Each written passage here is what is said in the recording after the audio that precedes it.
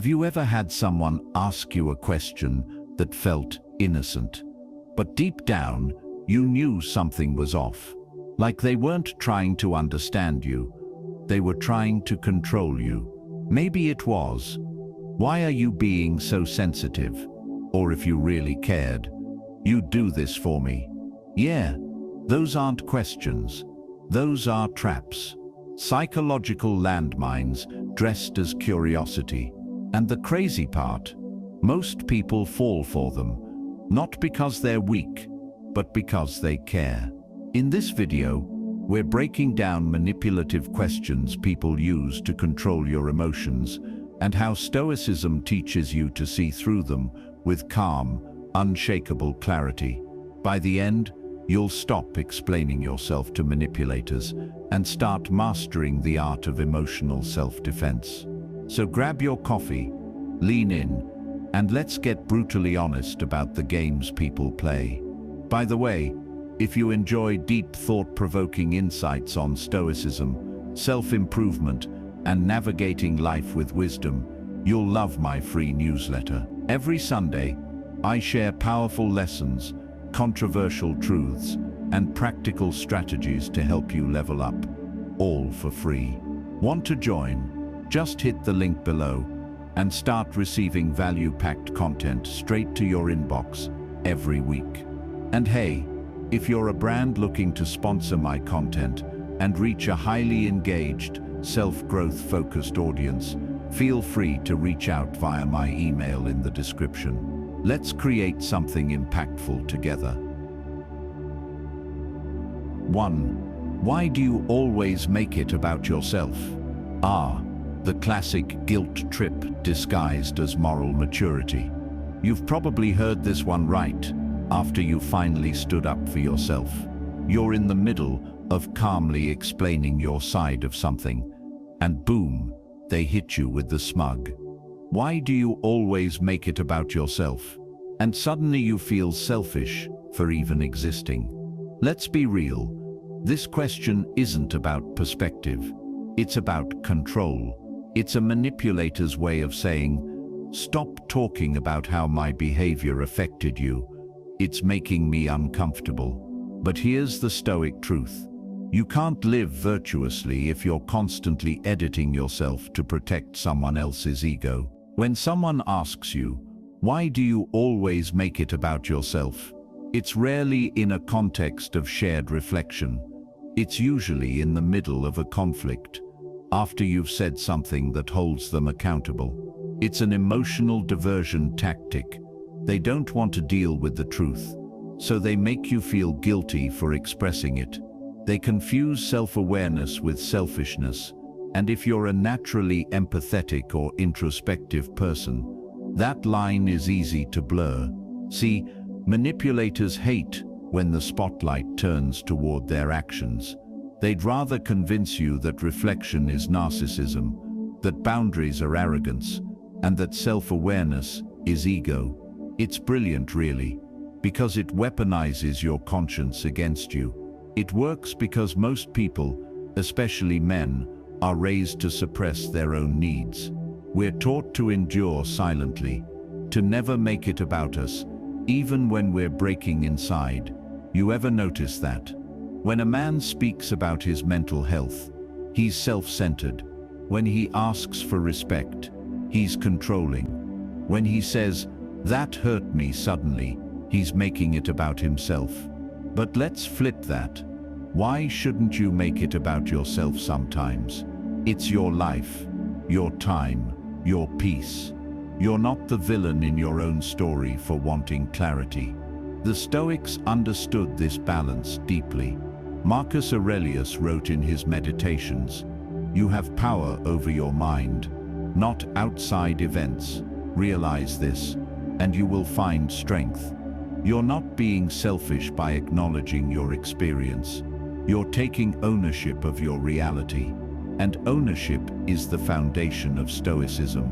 I remember being in a relationship years ago where every disagreement ended with that line.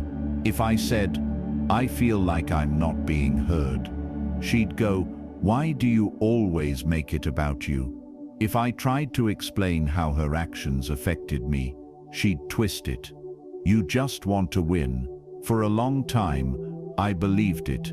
I'd swallow my feelings to keep the peace. I'd listen, nod, apologize, even when I didn't do anything wrong, because I thought being calm meant being passive.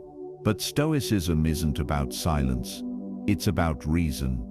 And reason sometimes means calling out the emotional fog someone tries to throw at you. One day, during yet another argument that started small and spiraled into emotional gymnastics, I paused. She dropped the usual line, "You're just making this about yourself again." And for the first time, I didn't defend myself. I said, "No, I'm talking about how I feel because I'm the one living my life. If I don't make it about myself here, who will?" That silence that followed, it was powerful, not angry, not defensive, just calm truth. Because once you stop letting people guilt you for expressing your perspective, you stop bleeding empathy for those who weaponize it. So how do you deal with this question without losing your composure? Simple. Detach from the accusation. You don't need to prove that you're not selfish.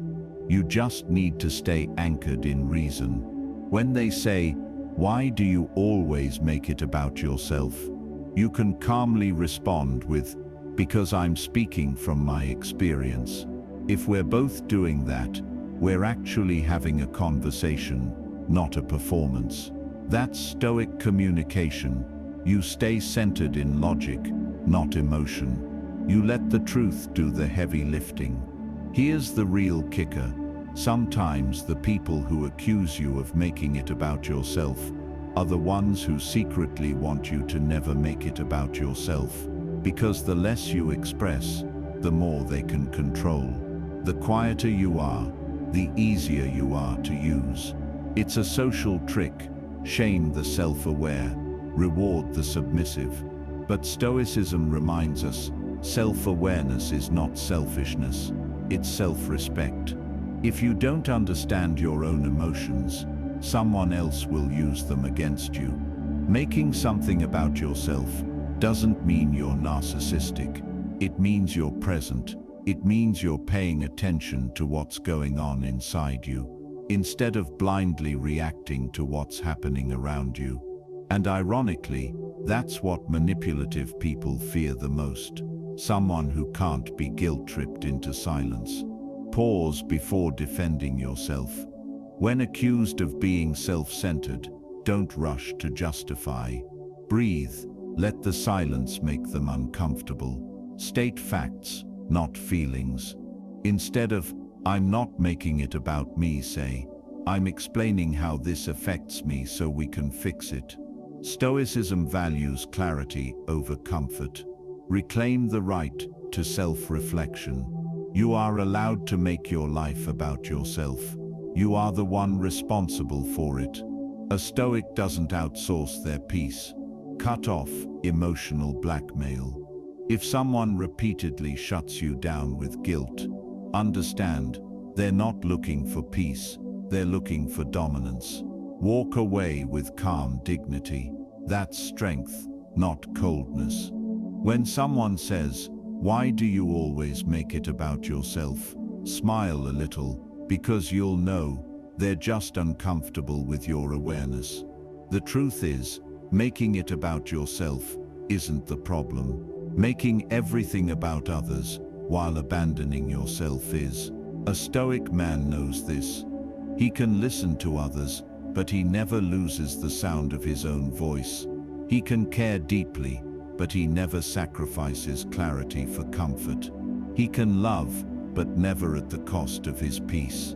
So yeah, sometimes you should make it about yourself. Because the moment you stop doing that, someone else will gladly make it about them. 2. Are you really going to act like that? Oh, the passive-aggressive anthem of emotional manipulation. Delivered with that raised eyebrow, half smile, and a tone dripping in judgment. You know the one. You're setting a boundary, standing your ground, maybe even just choosing peace, and suddenly they hit you with, "Wow, are you really going to act like that?" And in that instant, they flip the script. Now you're the bad guy for having a reaction. You're the dramatic one. You're the overreactor. But here's the kicker. This question isn't about your behavior. It's about their loss of control. Let's break this down. That phrase isn't really a question. It's a test, a way of saying, I expected you to behave in a way that benefits me, not you. When they ask, are you really going to act like that? What they mean is, how dare you not play your role in my script? It's psychological theater. They're not reacting to your action. They're reacting to your autonomy. And the reason it stings so much is because it attacks your sense of self-control, something men, especially, are socially conditioned to guard fiercely. Society tells men to keep it together. Don't overreact, be logical. So when someone accuses you of acting out, your brain goes into defense mode. Wait, am I overreacting? Should I be calmer? And that's exactly the opening manipulators look for, your self-doubt. It works because it disguises itself as moral superiority. When someone says it, they instantly position themselves as the rational one and you as the emotional one. It's a power move. You see this dynamic everywhere, from relationships to workplaces. A boss says it when you finally speak up. Are you really going to act like that in front of everyone? A partner says it when you set a boundary. You're really going to be that cold. A friend says it when you stop tolerating disrespect. Man, you've changed. You're really acting different now. In all these cases, the message is the same. I liked you better when you didn't stand up for yourself. I remember a time when I used to people please my way through conflict. Someone could throw a low blow, mock me, or cross a boundary, and I'd laugh it off, just to keep things cool. Then one day, a friend made a joke that went too far. It wasn't just teasing, it was disrespect. I looked him in the eye and said, "Don't say that again." You could have heard a pin drop, and instead of apologizing, he smirked and said, "Bro, are you really gonna act like that?" That's the moment I realized how manipulation hides in tone, not words. He wasn't asking for understanding. He was trying to shame me into compliance. And for once, I didn't flinch. I just said, "Yeah, I am. Because if you can act like that, I can act like this." He went quiet, not because I shouted, but because I didn't. I stayed calm, grounded, and unmoved. That's when I understood the Stoic principle of responding, not reacting. It's not about suppressing emotion. It's about controlling direction. Epictetus said, "It's not what happens to you, but how you react to it that matters." When someone says, "Are you really going to act like that?" they're trying to own your reaction. They're hoping you'll second-guess your emotional response so they can keep you predictable and pliable. Stoicism teaches that the real strength lies not in never reacting, but in choosing your reaction with intention. You can be calm and assertive. You can say no without anger. You can walk away without guilt. Because mastery isn't about becoming emotionless.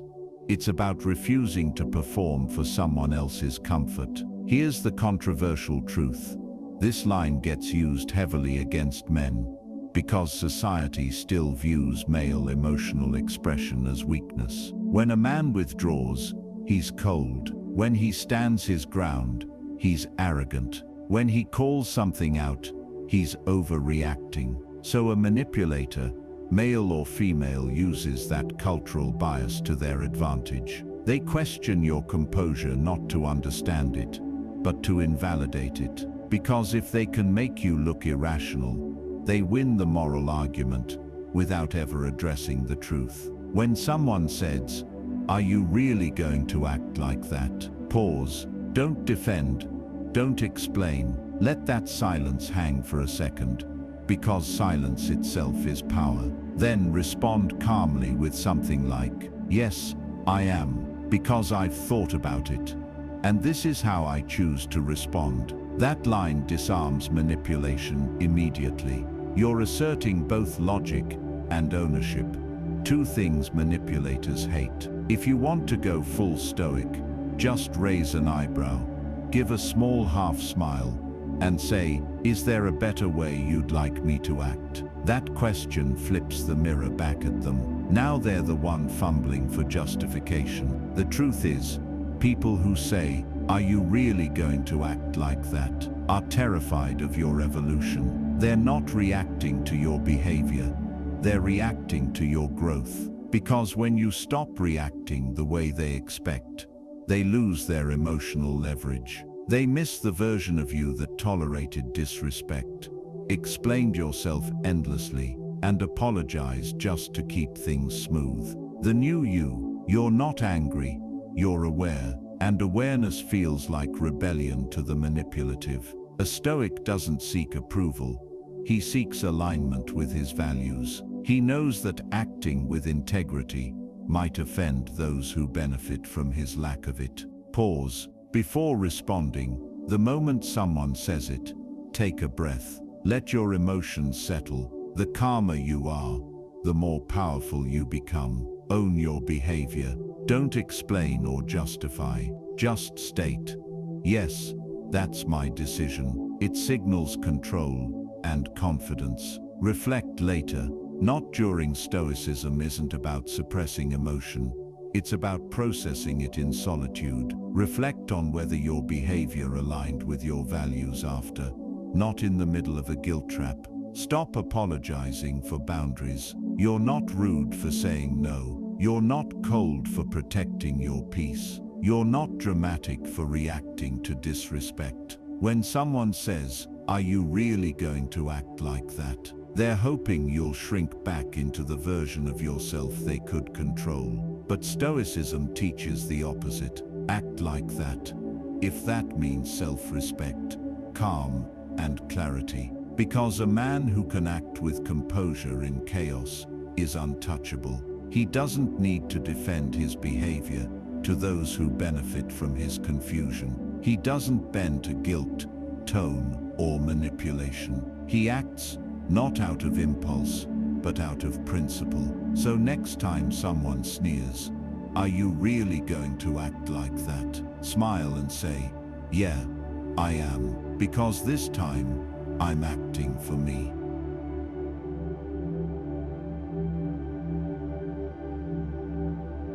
Three. After all I've done for you?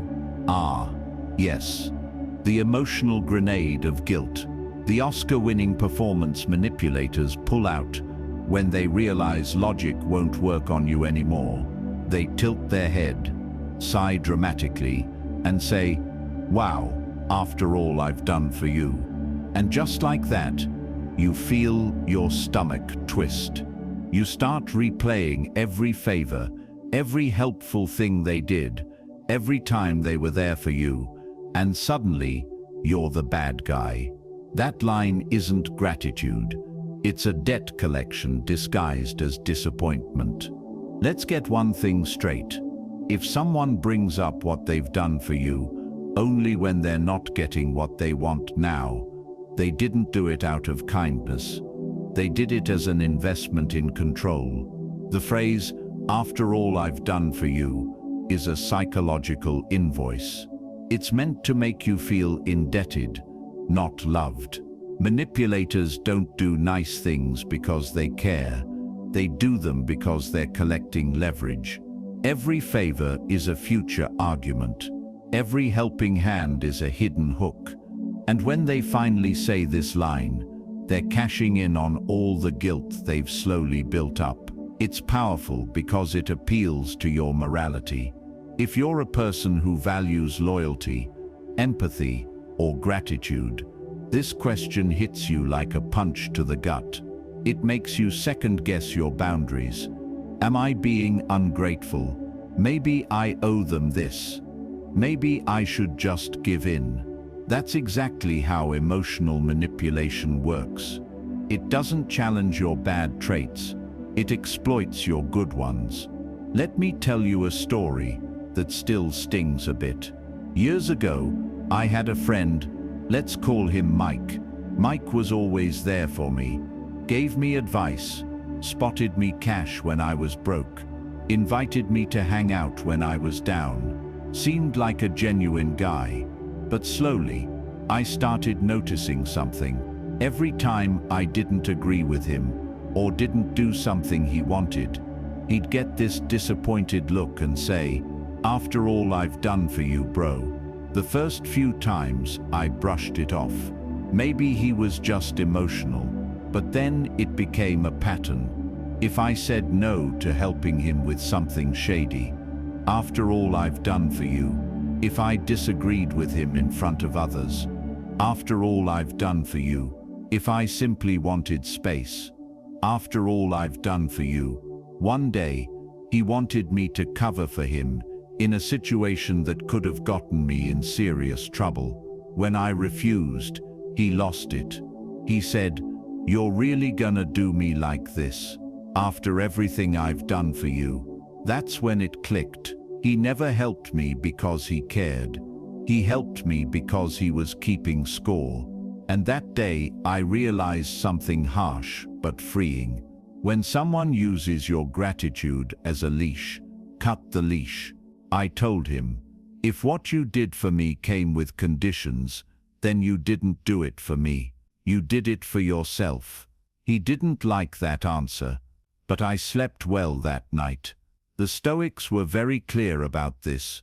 Virtue is its own reward. Seneca said, "He who gives only to receive deserves nothing for his giving." True generosity doesn't demand repayment. It's an expression of character, but manipulative people turn giving into a contract you never signed. They act selfless in the moment, then guilt-trip you later when you exercise independence. Stoicism teaches that your peace depends on intentional detachment, meaning you do what's right without expecting anything back. And that applies both ways. You don't owe someone eternal submission because they helped you once, and they don't owe you worship because you helped them either. It works because guilt is a powerful emotion, especially in men who were raised to be grateful and never forget who helped you. And yes, gratitude is a virtue, but gratitude and obligation are not the same thing. One uplifts you, the other imprisons you. When someone says, "After all I've done for you," what they're really saying is, "You're not being obedient enough." It's less about appreciation and more about punishment. And if you give in to it once, you'll be emotionally indebted forever. When someone drops that line, don't react emotionally. Don't start listing what you've done for them. It just drags you into a moral mud fight. Instead, calmly say something like, "I appreciate what you've done for me, but that doesn't mean I owe you my peace or my principles." That one line kills manipulation instantly, because you're acknowledging their actions without surrendering your autonomy. If you want to go more subtle, say, "If you did it for me, why does it bother you now?" Watch how quiet they get. Stoicism teaches composure over confrontation. You don't need to win the argument. You just need to stay free from emotional debt. Here's the controversial truth. Some people don't want relationships. They want emotional hostages.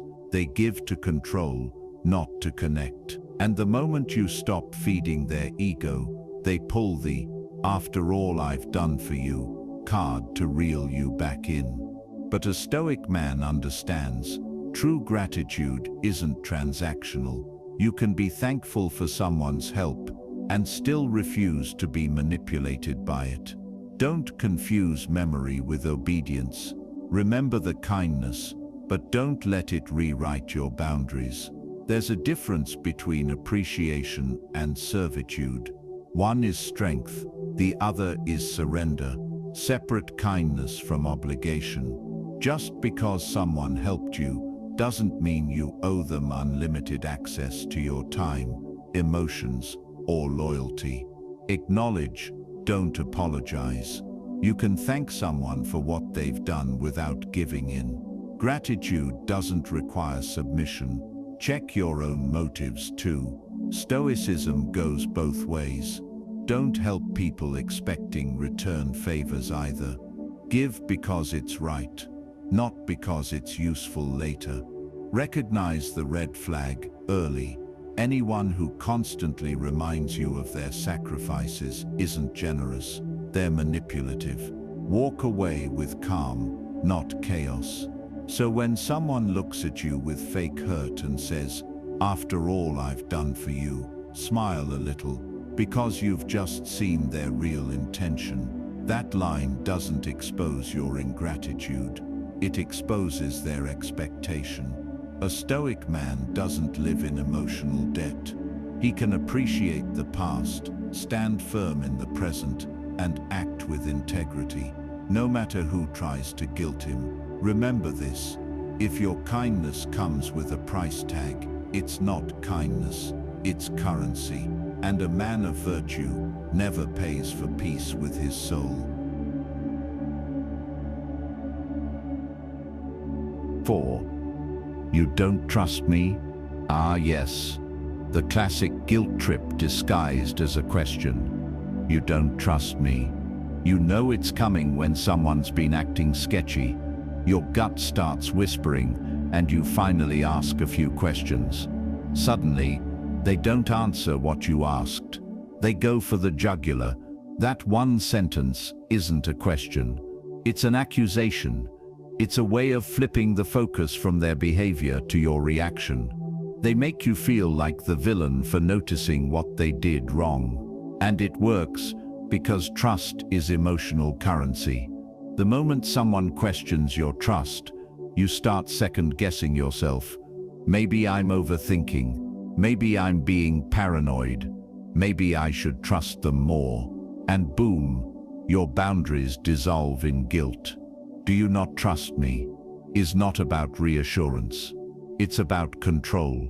Think about it. If someone truly valued your trust, they'd protect it through consistency, transparency, and accountability. But when they use that phrase, they're not trying to earn your trust. They're trying to force it.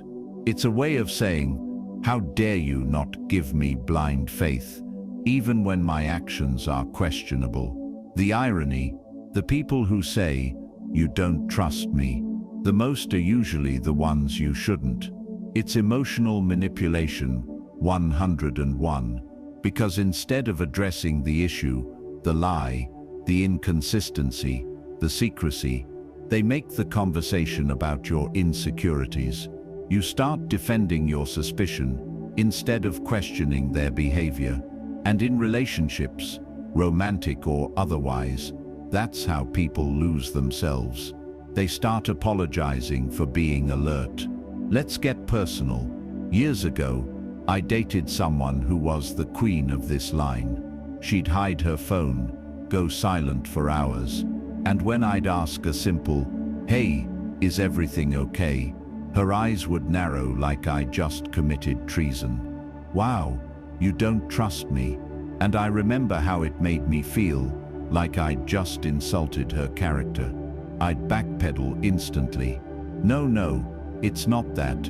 I care, that's all. And just like that, I'd lose the upper hand. She'd go back to being secretive, and I'd go back to being confused. Until one day I realized something. Trust isn't built on guilt, it's built on proof. If someone constantly needs to convince you to trust them, instead of showing you why you should, you're not in a relationship, you're in a performance. And man, I had front row seats to one. The breaking point came when I found out she had been flirting with someone behind my back. When I confronted her, she said the same line again. "You don't trust me," and that time I laughed. Not because it was funny, but because it was so obvious. I realized I hadn't been crazy. My instincts had been screaming the truth all along. I just didn't want to hear it, because I confused love with loyalty. That day, I learned a hard truth. Trust isn't something you demand, it's something you demonstrate. The Stoic perspective. The Stoics had a very rational view on trust. They believed trust should never be blind. It should be earned through consistent action. Epictetus once said, "Trust only those who have proved themselves trustworthy, and even then, remain watchful." That doesn't mean living paranoid, it means being wise. Stoicism isn't about being cynical, it's about protecting your peace from deception. In modern life, people love to weaponize emotional ideals like trust and forgiveness. But a Stoic man understands trust isn't an emotion, it's an assessment of character over time. You don't trust someone because they ask you to. You trust them because their behavior makes you want to. So when someone says, "You don't trust me," a Stoic doesn't get defensive. He doesn't explain his caution. He simply observes, listens, and lets actions speak louder than promises. Because as Marcus Aurelius said, "If someone deceives me once, the shame is theirs. If I trust blindly again, the shame is mine." The reason that line hits so hard, especially for men, is that we're raised to prove our loyalty. We're told that trust is the foundation of everything, that doubting someone means weakness or insecurity. So when someone says, "You don't trust me," we feel personally attacked. We feel like we failed the moral test of faith. But here's the truth. Most people won't say, blind trust isn't strength, it's negligence. It's like giving someone your car keys before you know if they can drive. You're not being loving, you're being careless. And in relationships, friendship, or business, that carelessness costs you your peace. The moment you start explaining why you don't trust someone, you've already lost ground, because now they're not being held accountable, they're being comforted. Next time someone hits you with "You don't trust me," pause. Don't rush to explain yourself. Don't defend your doubt. Instead, say calmly, "Trust isn't something I give on command. It's something that grows with consistency." If they're genuine, they'll understand. If they're manipulative, they'll get offended. Either way, you've just revealed the truth. You can even add, "If I didn't care, I wouldn't ask questions." That line keeps your dignity intact, because it reframes trust not as blind faith, but as conscious care. Here's the harsh, controversial truth. People who demand trust are often the least deserving of it. They want the benefits of your belief without the burden of their behavior. They want you quiet, unquestioning, and emotionally tamed. But real men, Stoic men, don't operate on emotional blackmail. They understand that trust is sacred. You don't just hand it over like a coupon.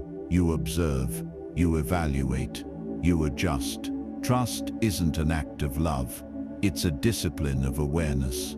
And when you start viewing it that way, you stop feeling guilty for protecting your peace, because you realize something life-changing. The people who genuinely love you will never shame you for being cautious. They'll make you feel safe, not small. Trust behavior, not words. If someone says, "Trust me," that's fine, but make sure their actions don't contradict their mouth. Stop explaining your boundaries. You don't owe anyone a presentation on why you're careful. Boundaries are not accusations, they're protection. Listen to discomfort. Your gut isn't paranoia, it's experience speaking in whispers. Don't silence it to make someone else comfortable. Observe reactions. Genuine people reassure you with honesty. Manipulative ones guilt trip you for asking. That difference says everything. So when someone looks you in the eye and says, "You don't trust me," don't rush to fix it. Let the silence do the talking, because if your trust depends on your silence, it was never real trust to begin with. A Stoic man knows trust is not a gift, it's a reflection of truth. You don't owe anyone blind faith, you owe yourself peace. And peace begins the moment you stop feeling bad for seeing things clearly. 5. Why can't you just let it go? The manipulator's favorite exit strategy. Why can't you just let it go? Translation: I don't want to be held accountable for the chaos I caused, so can we pretend it didn't happen? It's wild, isn't it? You could be calmly explaining why something hurt you, and instead of listening, they gaslight you into thinking that your need for closure is the real problem. They make your healing look like obsession. They turn their guilt into your flaw. It's emotional aikido, flipping your valid feelings back at you until you're the one apologizing for feeling at all. Why can't you just let it go? Sounds reasonable, even mature, until you realize what it's really saying. Your pain is inconvenient for me. It's a subtle way of dismissing responsibility while appearing calm and rational. And the most dangerous manipulators, they say it without yelling. They say it in that quiet, patronizing tone that makes you feel like a child throwing a tantrum. You know what's worse? Society rewards that tone. People say, "See, they're calm, you're emotional, you must be the problem." But that's not emotional maturity, that's emotional evasion. Real maturity doesn't mean forget what happened.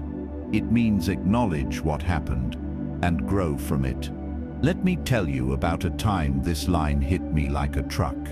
I had a close friend. Let's call him Mike. We grew up together, trusted each other, and one day, I found out he'd been talking behind my back, sharing personal stuff I told him in confidence. When I confronted him, I didn't come in angry. I just said, "Hey man, I heard some things you said. I'm not mad, but I just want to understand why." And he hit me with the ultimate dodge. "Bro, that was ages ago. Why can't you just let it go?" That phrase echoed in my head for weeks. At first, I tried to. I told myself, he's right, maybe I'm being dramatic. But every time I saw him, that phrase burned deeper. Because letting it go isn't the same as being over it. You can't let go of something that hasn't been addressed. You can't heal from something that's been dismissed. It's like being stabbed and told, "Come on, man, stop bleeding already." Eventually, I realized he didn't want peace. He wanted permission to keep disrespecting me without consequence. That's when I learned a crucial Stoic truth. Forgiveness without accountability isn't peace. It's surrender. Now, Stoicism does teach letting go, but not in the way manipulators mean it. Stoicism says, let go of what you can't control, but confront what you can. Marcus Aurelius didn't say, ignore betrayal. He said, see it clearly, understand it, and choose your response with reason. There's a big difference between letting go of resentment and letting people get away with things. Letting go means you release the emotional poison, not you pretend the wound never happened. The Stoic man doesn't hold grudges, but he holds standards. He forgives internally, but he also learns the lesson and changes his boundaries externally. So when someone says, why can't you just let it go? A Stoic doesn't argue. He simply replies, I have let it go. I've just learned not to go back. That's not bitterness. That's self-respect wrapped in calm. Manipulators use this question because it attacks your emotional endurance. They know if they say it enough, you'll start doubting your right to feel anything. It's psychological warfare disguised as wisdom. And it works because most men, especially emotionally aware ones, are taught to be the bigger person. But being the bigger person doesn't mean being the quiet person. Sometimes being the bigger person means saying, "No, I won't let it go until we address what actually happened." That's not drama, that's emotional responsibility. Men, let's be real. We're told to move on from everything. Heartbreak, betrayal, pain, like it's a sprint. You lose someone, let it go. You get disrespected, let it go. You feel hurt, man up. And before you know it, you've buried so much unprocessed emotion that you're numb to everything. But numbness isn't peace, it's paralysis. Letting go doesn't mean suppressing what happened. It means processing it, learning from it, and choosing not to let it define you. If you skip those steps, you're not letting go, you're bottling up. And what you bottle up eventually bursts out in anger, apathy, or silence. So next time someone throws that line at you, pause. You don't owe them instant closure. You owe yourself understanding. The Stoic application, how to handle it. Here's how to approach it, like a Stoic warrior of the mind. Pause before reacting. Don't defend your feelings, just breathe. Let their words reveal their character. Clarify, don't justify. Calmly say, "I'm not holding on, I'm explaining how it affected me." That separates emotion from accusation. Detach from outcome. If they're genuinely remorseful, you'll see it. If they're manipulative, you'll see that too. Either way, you've won. Apply the lesson. Letting go doesn't mean re-entering the same situation. It means learning the pattern and adjusting your boundaries. People love to preach forgiveness when they're the ones who need it. They call it maturity. I call it emotional laziness. It's easy to tell someone else to move on when you're the one who caused the pain. Real Stoic strength isn't about letting go quickly. It's about letting go wisely. You don't let go because they said so. You let go when you've extracted the wisdom from the wound.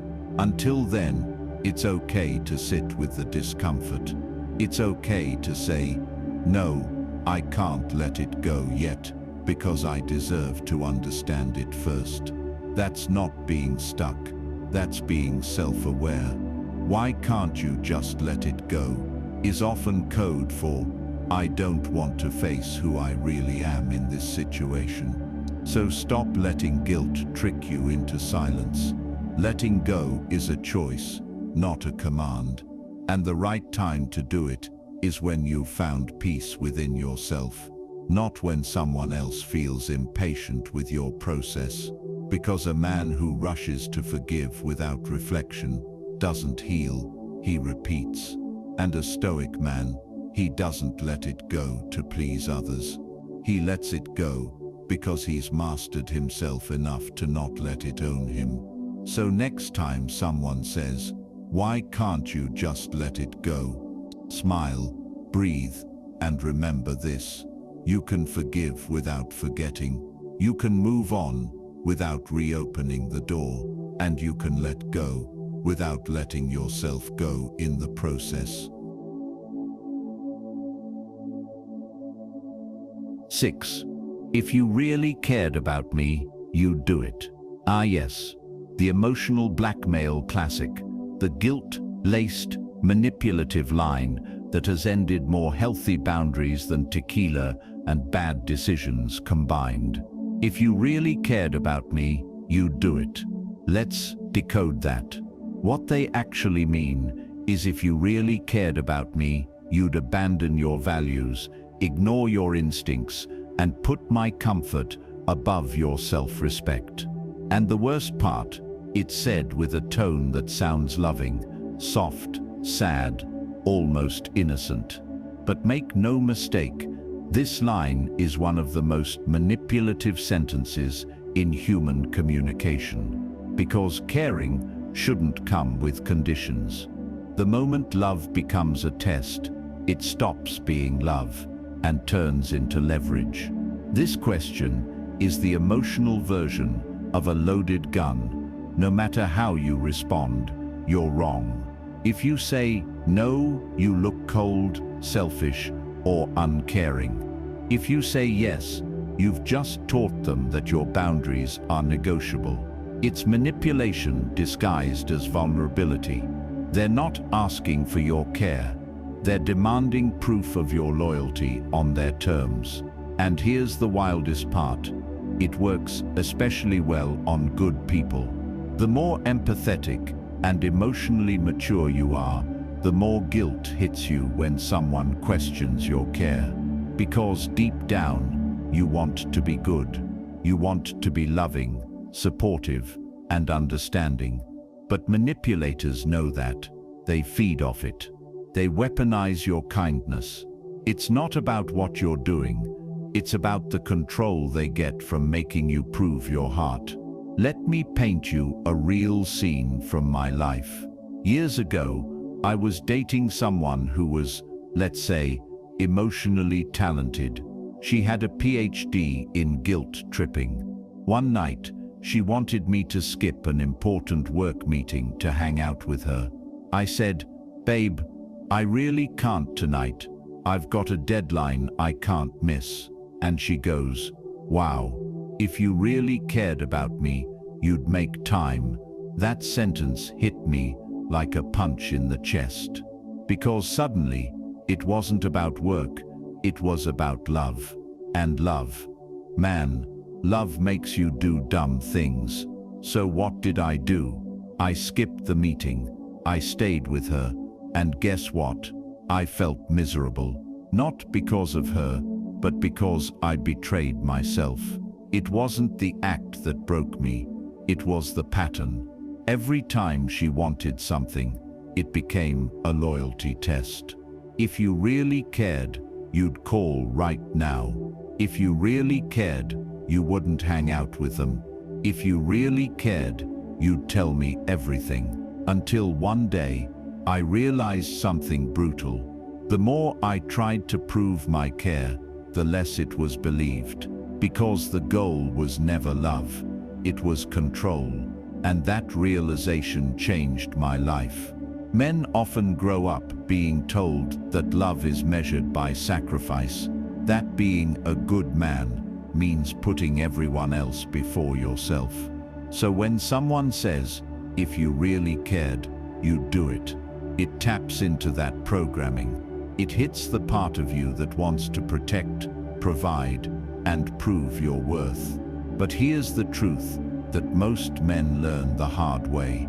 Sacrifice without respect turns into self-destruction. It's not noble to bleed for someone who hands you the knife. Caring doesn't mean compliance. Love without freedom isn't love. It's emotional servitude. The Stoics would say, to care for others is good. To lose yourself in the process is foolish. That line right there, it's the difference between wisdom and weakness. From a Stoic standpoint, manipulation thrives where emotional clarity dies. A Stoic doesn't reject love. He simply refuses to let guilt become the language of affection. Marcus Aurelius once wrote, "If it is not right, do not do it. If it is not true, do not say it." So when someone says, "If you really cared about me, you'd do it," a Stoic pauses and asks, "Is this right? Is this true? Or am I being emotionally baited into betraying myself?" Because real care isn't about doing what someone demands. It's about acting from integrity. Stoicism teaches that virtue is the highest form of love, meaning if I care about you, I should be honest, consistent, and grounded. not easily swayed by emotional theatrics. So when someone tests your care through guilt, that's not intimacy, that's immaturity. Don't defend, define. When someone says, "If you really cared, you'd do it," don't get defensive. Calmly say, "Caring about you doesn't mean doing everything you want. It means being honest with you." That one line disarms the manipulation and replaces guilt with truth. Notice emotional patterns. If someone constantly tests your care, that's not love, that's insecurity wrapped in control. And insecurity disguised as love always becomes resentment. Stand firm, not cold. Stoicism doesn't mean shutting down your emotions. It means expressing them without losing your center. You can say no without being harsh. You can care without being controlled. Reevaluate the relationship. If you're constantly guilted into compliance, you're not in a partnership. You're in an emotional dictatorship, and no amount of love will fix that. "If you really cared, you'd do it," is the anthem of manipulative people who want your obedience, not your affection. Because they know once they make your care a test, they control your actions. It's psychological puppeteering at its finest, pulling strings made of guilt and obligation. But caring isn't proven through submission.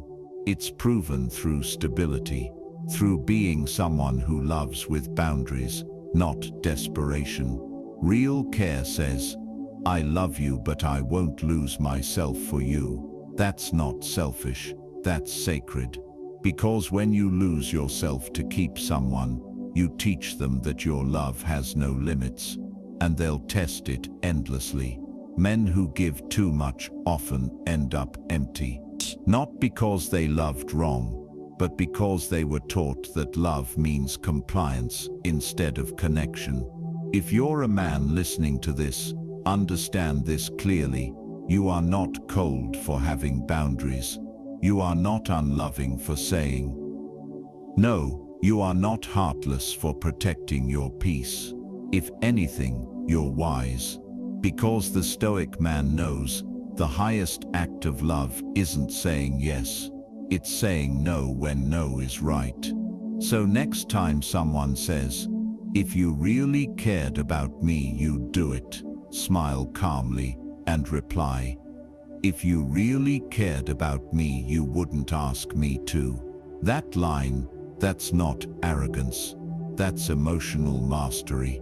Never let guilt disguise itself as love, because the moment love becomes a transaction, the soul becomes collateral. A Stoic man understands that caring deeply doesn't mean living weakly. You can love fiercely, stand firmly, and walk away gracefully, all at the same time. So remember this, real care doesn't demand your sacrifice. It earns your respect. And if someone can't tell the difference, then it's not your job to prove your care. It's their job to earn your presence. 7. Why can't you take a joke? Ah yes, the manipulator's get out of jail free card. The all-purpose shield people use when their humor crosses a line and they don't want to deal with the fallout. You know the type. They insult you, mock your insecurities, humiliate you in front of others, and when you react, they tilt their head, smirk and say, "Geez, relax, it was just a joke." No, it wasn't just a joke. It was a hit dressed as humor, a jab wrapped in laughter. And this line right here, it's not about humor, it's about control. It's the fastest way to make you question your own right, to feel disrespected. Because suddenly, you're not the victim of disrespect. You're the killjoy, the too sensitive one, the guy who can't take a joke. And that's the beauty of this manipulation. It flips the roles. You go from being hurt to being guilty. Why can't you take a joke? is psychological judo. It doesn't defend the joke. It attacks your reaction to it. See, real jokes make people laugh. Manipulative ones make people defend. There's a big difference between laughing with someone and laughing at them. But manipulators blur that line intentionally because it gives them social power. They hide cruelty inside comedy. They say what they really mean, but under the safety net of humor. It's like emotional gaslighting in HD. You feel hurt, but they make you believe you're the problem for feeling at all. And here's where it gets dark. Once they realize that this line shuts you down, they'll use it forever. They'll keep crossing boundaries and calling it playful. That's how they train you to tolerate disrespect. One joke at a time. Let me tell you a personal story. Back in college, I had a group of friends who loved roasting each other.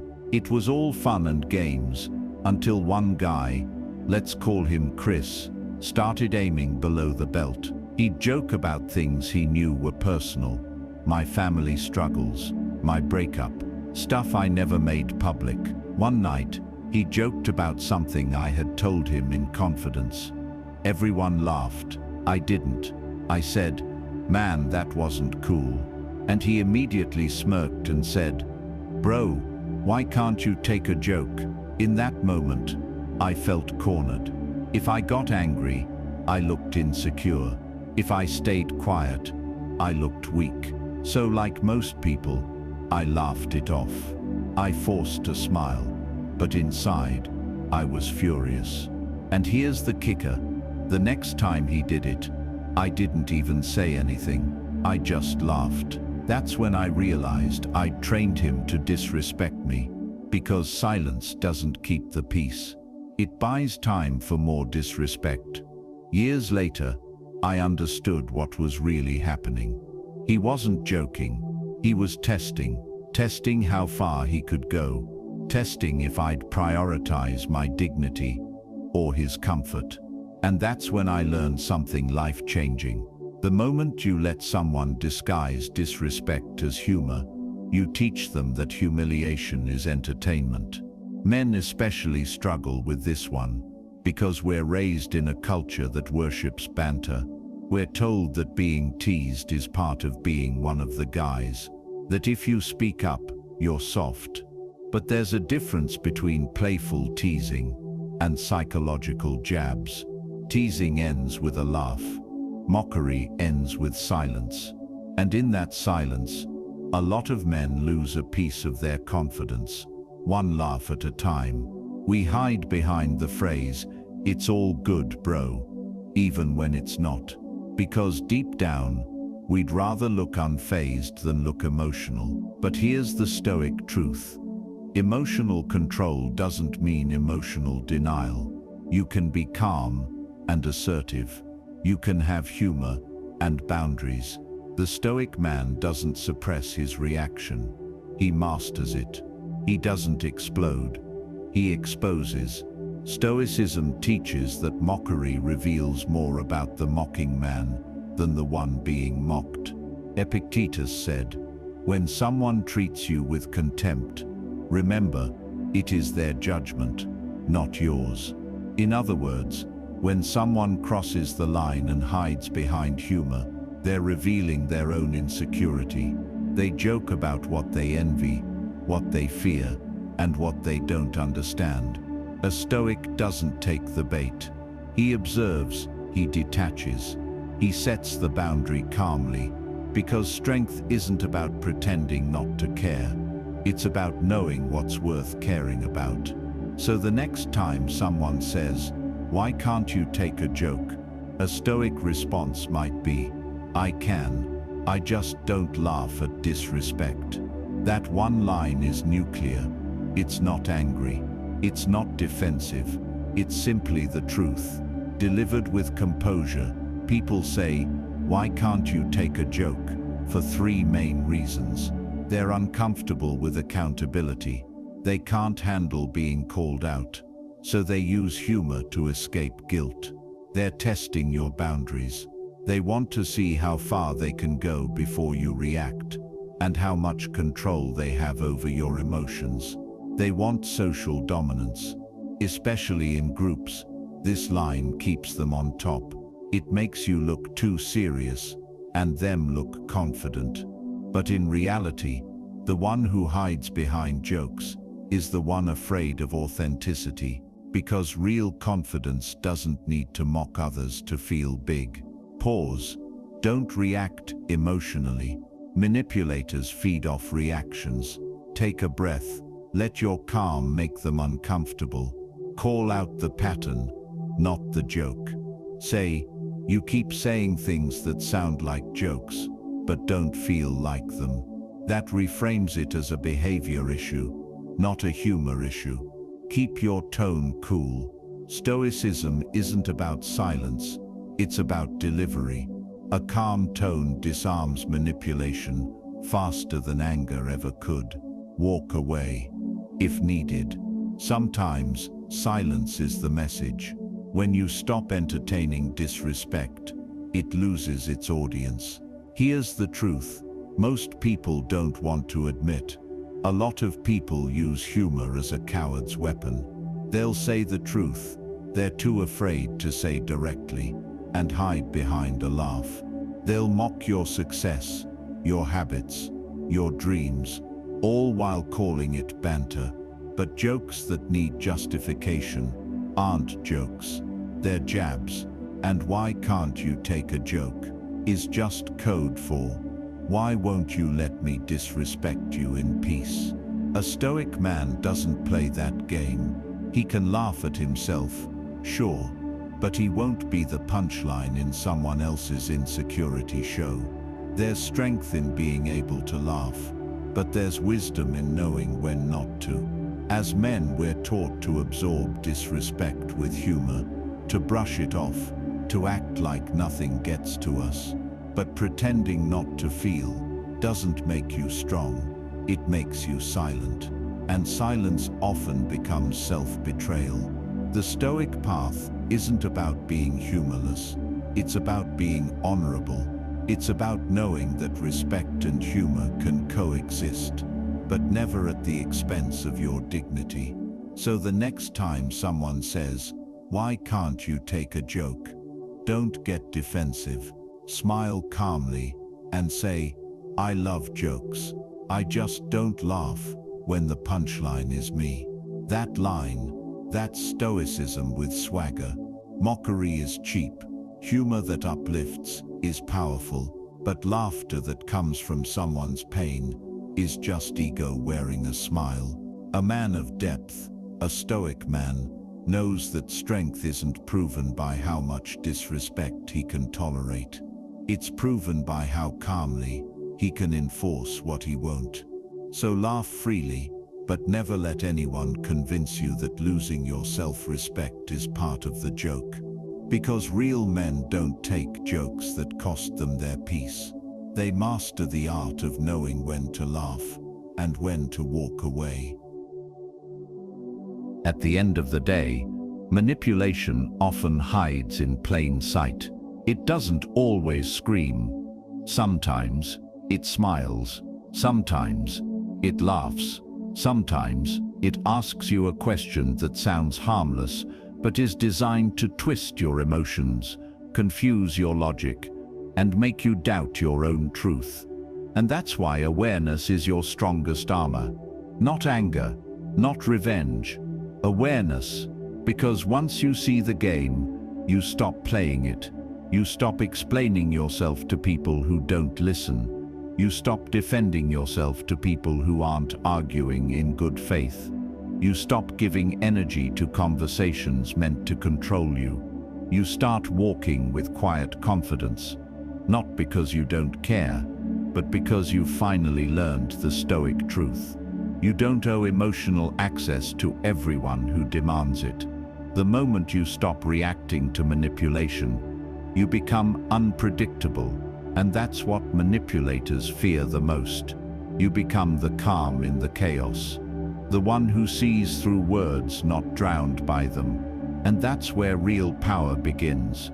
not in control over others, but in mastery over yourself. If this video hit you, if it made you reflect, maybe even recognize some conversations that didn't sit right, then that's your growth showing, that's your awareness sharpening. Because once you learn to spot manipulation, you don't get bitter, you get better. You stop being emotionally reactive and start being mentally selective. That's the Stoic way. And hey, if you enjoy these deep, thought-provoking breakdowns on Stoicism, emotional strength, and how to navigate life with more clarity and confidence, you'll love my free newsletter. Every Sunday, I send out powerful lessons, controversial truths, and practical strategies to help you level up, all for free. The link's in the description below. And if you're a brand that aligns with this message, that believes in creating content with depth, purpose, and authenticity, reach out through my email in the description. Let's make something meaningful together. Remember, the goal isn't to control others, it's to be so centered, so grounded, so stoic that no one can ever control you. I'll see you in the next one. Stay sharp, stay calm, stay free.